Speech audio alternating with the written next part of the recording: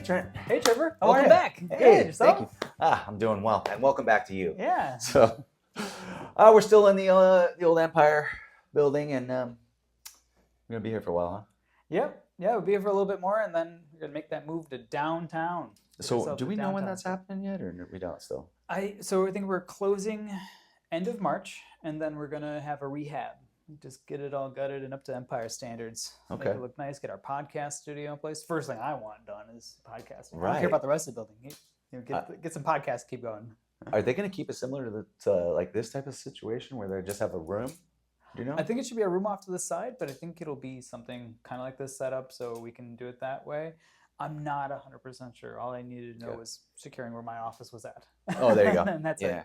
I know. I did notice John and Jay. Nobody came up to me and asked my opinion. Yeah, I at least got asked on my opinion for like the office, but they're like, hey, do you want it here? It could be a bigger interior one or a smaller exterior one with a view. I'm like, I'll take the view. You're like, well, how much is the difference? That's what I would have been. Is it the same price? No, I just get it. So yeah. Oh, you just get it? price. Okay. No, wow, that must be nice, huh? Yeah. Okay, so I could just hang out in your office and claim it as my own as well, huh? You can hang out. You can use it.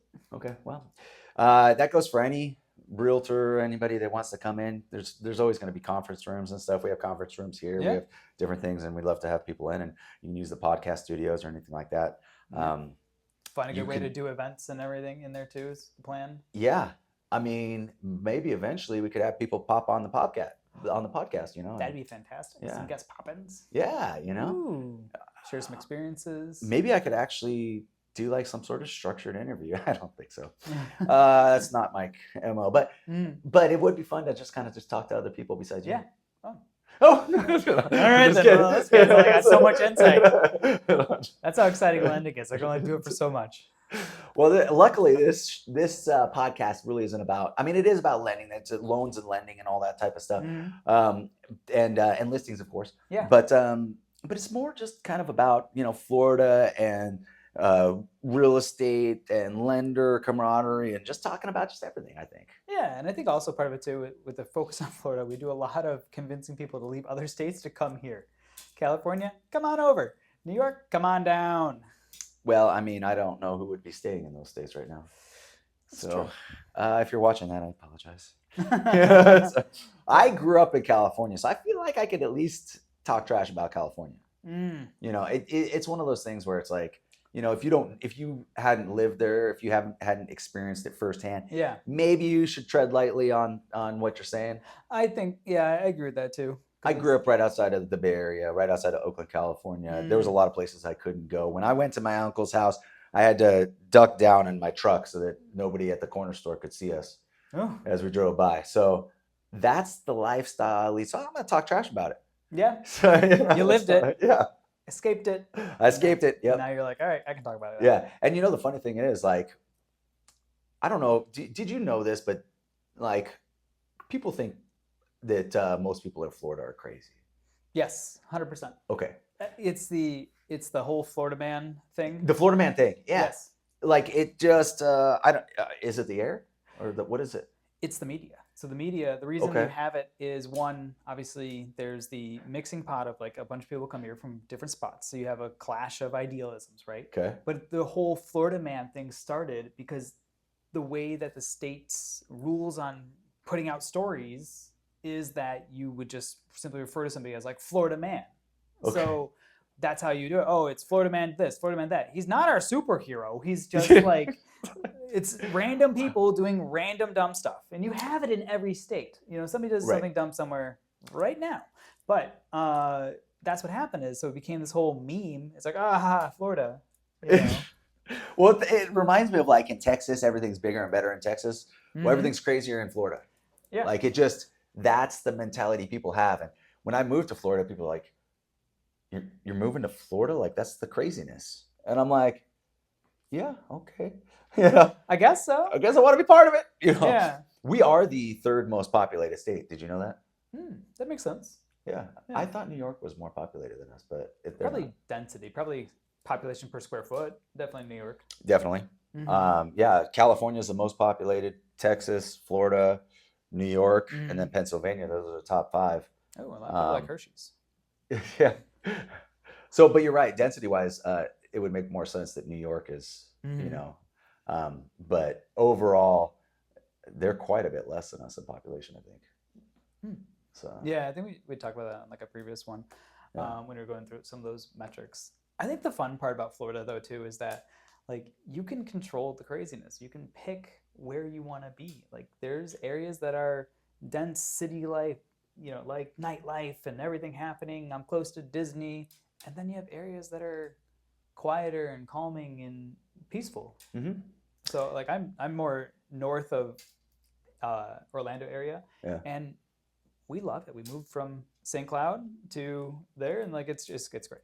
Yeah, you start really getting into like horse ranches as you go, Yeah. up like Ocala, Zellwood, all those areas. They're just kind of fields, and I think we talked about this too. You actually get some elevation up there, like Claremont and Mount Dora. You start getting a little bit, 100 feet above sea level, so it's nothing crazy, but when the average is 12. Those are our mountains. So, the great mountains of Florida. So if you want to go mountain bike riding, those are your places to go. Yeah, part of them. So, yeah, I do like that part of the state. I didn't know about that part of the state until we actually moved to where we're at, and I like where we're at too because I wanted to be fairly close to the Atlantic. I just want to be able to, kind of beeline it over to the Atlantic Ocean, and then I figured I wouldn't be into the Gulf as much as the Atlantic. I like waves. I like, boogie boarding. I'd like to learn how to surf. I'd like that type of access. And so, plus the Gulf tends to get a little bit more because it's warmer. It tends to get a little bit more of the hurricanes and the tropical storms. So I was like, I'll just stay over there and I'll be good. But I like where we live, so I can't complain. Yeah. And everything dilutes by the time, like all the hurricanes you just mentioned, they dilute pretty well when it comes through. Yeah, it ends up being more like a tropical storm. Yep, wind and rain, and maybe you lose Wi-Fi. Yeah, which the wind is what really does all the damage, anyways. And the rain does too. But unless you're gonna have some sort of flooding and whatnot, usually it's the wind that's just wreaking havoc on everybody. Yeah. So, and when you're not in the eye of the storm, it's kind of weird because when you're on the outskirts, that's where the wind is really just whipping. Yep. Because it's going around there. And so when it's over you, it is like you're in like this calm state. Have you heard that, when a hurricane or something like that is coming, cows have a tendency to run away, but like bison or buffalo have a tendency to run towards it? Yes. Yep. Yeah. And isn't that crazy? It is. Yeah. I had a mentor one time who kept talking about this, and this refers back to our whole rates thing, right? Yeah. Well, he would say like as like things get worse and we come down from these fun little 2s and 3s we had, he's like, that's how you have to be. You look at the cows who just kind of take it and meander through, and they're going to turn their back to it and just endure it. But then you have the bison that is going to just run through it, because when you do that, you run through the bad part much faster and you get to the clear of it. Yeah. So that's the whole purpose of to be good in business and get through the bad part. Just work your way through it, and then boom, you're to the clear part even faster than somebody who's I'm just going to sit here and wait. Yeah, I mean, it's a metaphor for life, but it's actually what happens. And yeah, these cows, they'll run away from a storm for 7, 10, 12 days to the point that they're so exhausted from running and they're constantly in the storm for that 7, 10 days because they're always on the outskirts. Gotta get away. Yep. And the bison, they'll run right to it, get it over with, get it done with. Yep, I'm free now. Yeah, and be free with it. And I do look at that how I treat my life. I'm not one to run away from things. I like to. It stresses me out more. The more I have to think about things, I don't want to push it off. It bothers me. I want to. Let's just confront it. It's going to be crappy. Let's take care of it. Let's get it over with. And let's deal with it. And that's how I am. I just want to confront things, get them out in the open. Let's find a solution and be done with it. Yeah, exactly. Just make it easier instead of just dragging this out and just feeling the storm for longer. Right. Just confront whatever the bad is, deal with it, be an adult, and just go boom. Let's move forward. Yeah. On to the good part. Yeah. Wow. This turned out to be what? This should be a clip right here. Clip this, it. this is. I mean, I don't know philosophy like a lot of people, but this seems like the stuff everybody should be listening to. Mm-hmm. Real advice. Yeah. You know. That's what it is. Yeah. But that's just based on nature. You know, that's like there's just certain like you can see it. You know, and sometimes nature has it figured out and sometimes they don't, and maybe it has something to do with maybe cows weren't designed to be in those type of environments where those type of storms were, and we put them in there and now they're just like, we don't know what we're doing. We don't know what we're doing. My father ran away from the storms, Yeah. so I run away from the storms. Yeah, it's really how it kind of goes. It is kind of how it goes. Mm-hmm. Yeah, it's it gets ingrained in us, and that's how we solve our problems. Yeah, and so that's how it happened. So basically the buffalo turned to his child and said, "Hey, do you see that storm? Bison." Oh, that's so great. When you said buffalo, it threw me off because they're not really buffalo, and it drives me nuts when people are like, "We used to have all these buffalo around here. We never had any buffalo." Okay, buffalo they only are alive in Africa. Okay, we have bison. Yeah. So there's a big difference. Bison, I couldn't set up the pun. But I will say, bison burger sounds more delicious than buffalo burger. In my head, at least. I don't know. Maybe I'm on the black bean diet. Oh, that's right. Have you ever gone through? You probably haven't because it's on the West Coast, but Yellowstone National Park. No, it's on my list to go visit. Okay, one of the coolest, most pristine places. And you're driving down the road, and these bison are they're huge. They're right next to your car, and you're like, please don't hit my car. Don't hit my car. Yeah, and then there's people that get out of their vehicles and they like to take pictures. And I mean, I do too. I'll do it like a selfie or whatever. But the bison will be way over there. Yeah. You know, these people will get within like 5-10 feet, and it's inevitable. Like somebody will get hit by a bison or something. Yep. You know, it's like, nature does what nature does. Nature, you're not going to stop nature. And it's like these people. It just I like this show called Mr. Ballin. Have you ever heard of Mr. Ballin? Mm-mm. So he's on YouTube. He tells stories. Great orator. Just like the guy, he's a retired Navy SEAL. But he can just orate a story. Just the way he can say things is so captivating. But he does a lot of like scary type stories or like weird type of stuff. Yeah. And this is like this type of story. And I don't want to give away too much, but he has a lot of these type of stories in there. You need to go check out Mr. Ballin. Great. Yeah. Yeah, check it out. That's a great plug. So, and if Mr. Ballin could plug us, that'd be great. Yes. No obligation. Yeah. But you know that is what it is. So, anyways, So what else is going on? Honestly, I think just enjoying some of the nice weather because we have this nice window right now in Florida where we just came out of the quote unquote winter, and it's before all the heat hits. So I've just been enjoying just like great outdoors time for a little bit in my off time. Yeah. So when I'm not writing loans, I'm enjoying some time with my son outside. Yeah. Who is super into slides. It's amazing. Oh, really? Yeah. Okay. Yeah. That's a fun stage. Like my boys were really into playgrounds. Yeah. So the girls they could care less. But the boys, they were just, and it was one of those things I was like, I could just take you to the playground, just hang out. I could bring my computer down with me, take them to the playground, let them play for an hour or two, and just get stuff done. You know, and I would look up every now and then. Yeah. But I did that a lot when I was in Idaho because I had my son constantly with me because he was really young, and I would just take him everywhere with me. And but it was easier to keep him entertained. I'd be like, let's go to the playground, you play, I'll get a little bit of work done, and we'll do it that way. It was great. I was kind of thinking of trying to figure out like an advertising pitch. Maybe I'll get him a shirt that has a QR code that goes to my Instagram. Bingo. Yeah. I do like QR codes. Have you seen my Flourish in Florida shirts? Mm-hmm.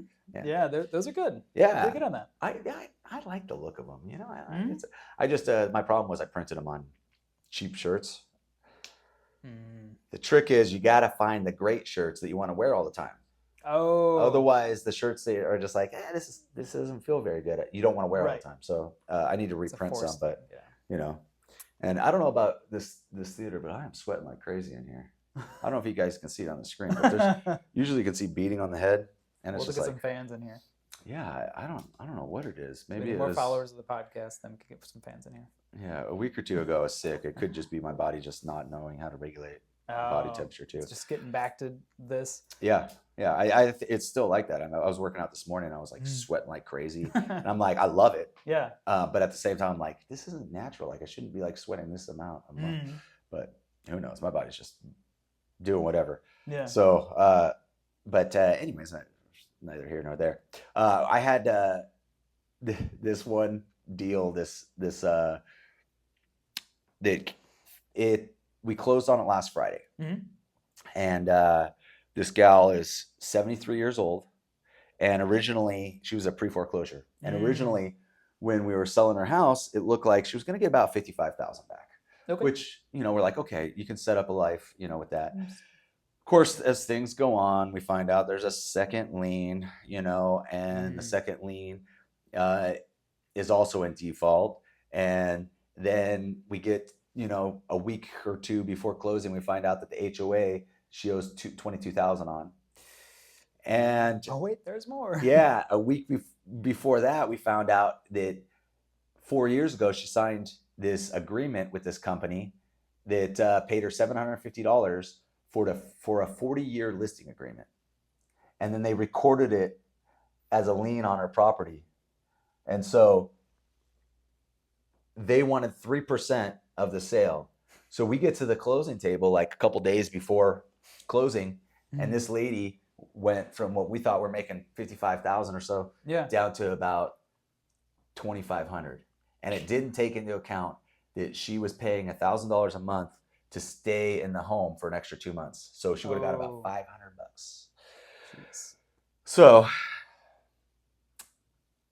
I knew she wouldn't sign that, and I didn't, so I'm going back and I'm like, I got to start negotiating with these people a little bit better. We have got to get her more money. Yeah. And I go back with the second lien, and they're willing to help out with a little bit. It's a private company. If it was an FHA or something like that, they wouldn't have worked with us. They would have forced us onto the first lien to negotiate. But the second lien negotiated a little bit and gave us like an extra 5,000. That's good. Yeah, and then my attorneys that were working the whole time to take her off the auction, keep her off the auction, put in motions and stuff, they were going to be getting 5,000, and they ended up making her pay zero, and they did it pro bono. Nice. So my attorneys got that money back, and then this company that had that 40-year listing agreement, I called them and I said, listen, what you're doing is elder abuse. I said, this lady's 73 years old. She was losing her house. We pulled her off the auction to sell her house so she could even make a little bit of money. And now we're getting to the end, finding out that she doesn't have any money. And I said, is there any way, we can, you can just write this off, write this one off and just, forgive it. Yeah.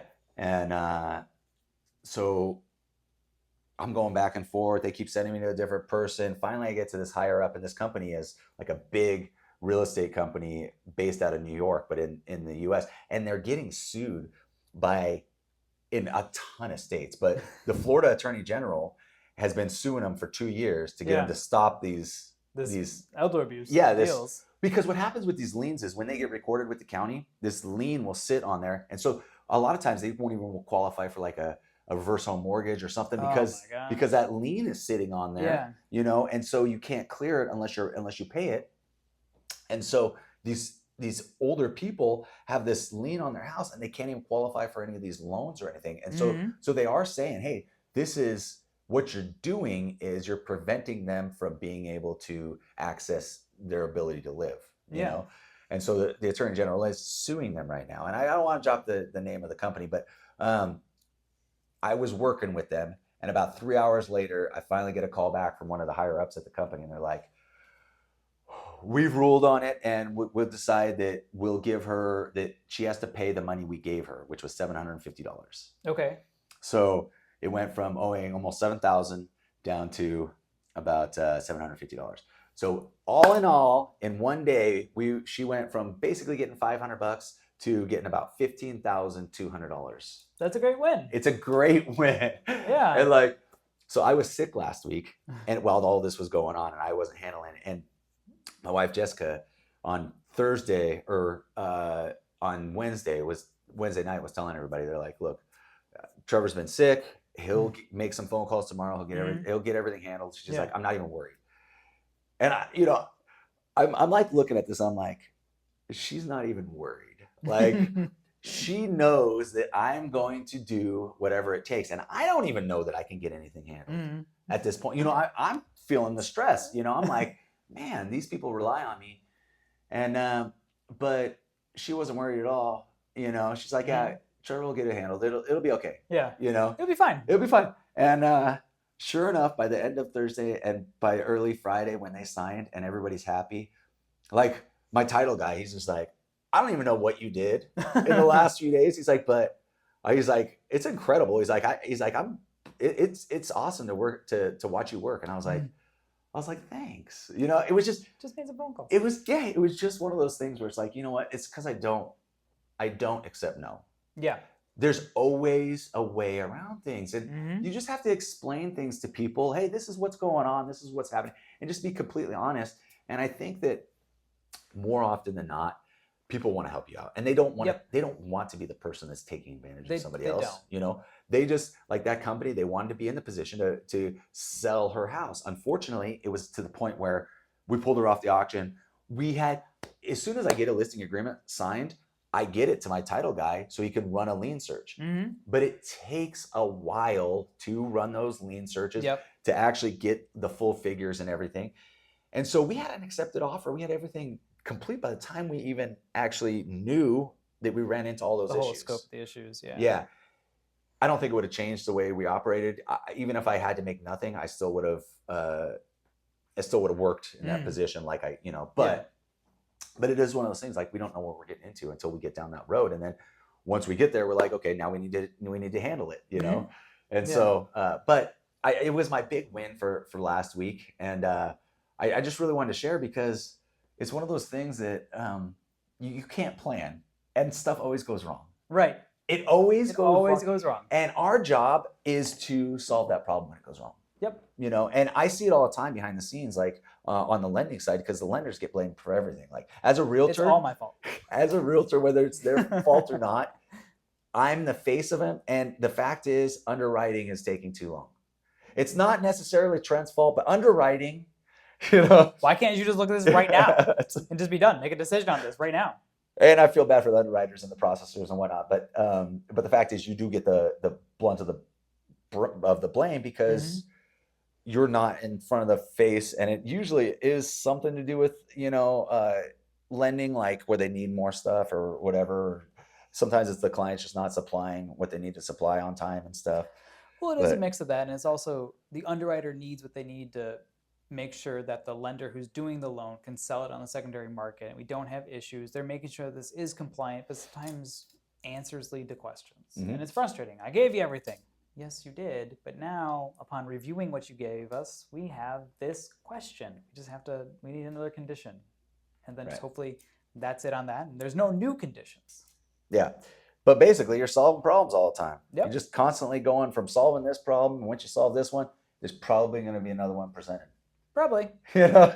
So. But when you just anticipate it, then it's just makes it easier. Right. There's going to be problems, but the more problems I solve, the more I know how to anticipate them and just tell people, like, look, I want this, this, and this. They haven't asked for this yet, but I want this and this to take care of that. The point that I kind of was making, though, is that it's going to arise, but having somebody there that's willing to take it on, like a Bison, head on, is invaluable. And I felt like that's how it went with me. And I feel like that's how it goes most of the time with lending, because it is one of those things where you think it's going more, and then they just need that. They need to clear something else. Yeah. Something else comes up. Oh, we need to clear this, But the only way to get through it is by charging ahead. Right. The time kills deals, right? If you wait on things and you try to be a cow about it and just turn your back and go, oh, this will just blow over, or try to outrun it, it never works out. Right. But if you just charge through, you can get the problem solved. If there's another one, just solve that, get to the end of the deal, and then boom, you're good. You close on time versus, ooh, I don't know. Yeah. No, that's huge. I think that's huge. And it is time sensitive. And whenever I put somebody in contracts, I tell them, I said, listen, the lender's going to be reaching out with a lot of stuff. Yeah. It's time sensitive. Okay. Mhm. Everything. When they ask for something, you need to treat it like I need to get this now. I need to drop what I'm doing and get it to them now. Yeah. You know? Exactly. And then we just be clear to close early and Right. just sit and wait. Yeah, exactly. But what happens a lot is it does, oh, I can do it on Friday. It's Friday today. I meant next Friday. Okay, yeah. Can we do that before? Can we do it? So, How about this Friday? Yeah. I need that. how about right now, and I'll just come down for signatures. You know, sometimes I just get in front of them. You know, Yeah. Yep. but yeah. So, anyways, any wins like that for you? Any storytelling? I would say I don't have any direct wins right now. I have just some things in like the works that are just kind of going through. I had one recently where we got nice clear to close like a week before. The person was worried that, hey, are we going to make this like closing on like the 30th of like January? But we were able to take and say, great, got everything in. They were very prompt with things, handled everything as it came up. As soon as it saw the appraisal came in short, talked them through how to negotiate it, negotiated down to the appraisal price. And then we just took and were able to get clear to close early and just sat for a week. And then Was that my deal? That was your deal. Yeah. Okay. It was a Like, smooth I one. was like, wait a second. This sounds a little familiar. I was like, wait a second. Unless this happened twice. Yeah. So, No, it was a good one. okay, cool. Yeah, that was a good one. Yeah. Yeah.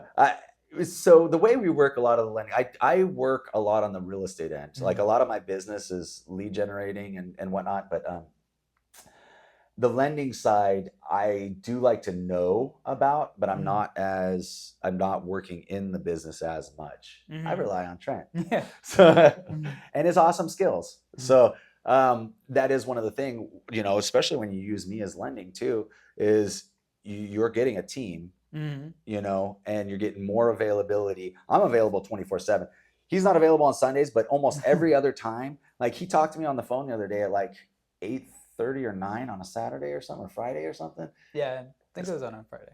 You know, so I look, like we're all just what we can do, and so it's invaluable to have somebody like you that's available like that. I felt so bad. I apologized to him like 5 times on the phone. I was like, I'm so sorry for keeping out. But Yeah, but that's not for everybody. You're part of the Platinum membership club of Trent, so you get those phone call privileges. You just know I just keep calling anyways. Gosh, shut up. Okay, you're part of the club. But, yeah, so I mean, it was some good weeks. We even have another win, and we'll probably talk about next week a little bit. But we'll leave that for another day because I want to wait to make sure everything pans out okay and it make some progress on it. Yeah. But that's going really well. And I mean, shoot, I really appreciate you all tuning in. Absolutely. Thanks for being here. So I'm Trevor. I'm Trent. And we'll catch you next time. See you next time. Good show, man. There we go.